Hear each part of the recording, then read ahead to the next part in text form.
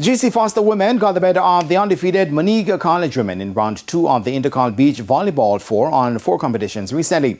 Rather, 4 on 4 competitions. Now, GC Foster's pairs of Arika West and Lajesha Carnegie, as well as Oksana Samuda and Gabrielle Thompson, got the better of Monica College's pairs of Ramona Halstead, Christina Lumsden Miller, alongside Jana Coleman and Andreen Allen. 2 sets to love, 21-12, 21-11 to claim victory.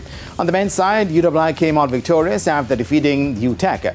The UWI pairs of Shavar James and Ngozi Thompson and Clifton Clark and Andre Robb got the better of Mikhail Sulf and Shane York, as well as Clive Walters and Dante Smith in a 2 sets to love win, 21-11, 21-12. The championship was conducted with the objective of getting time on the sand in preparation for the upcoming FISU World University Championship Beach Sports to be held in Rio de Janeiro, Brazil from September 2 to 8. The Jamaican Collegiate Sports Association has been struggling to find funds to get the team to the championships and have been unsuccessful in securing any thus far.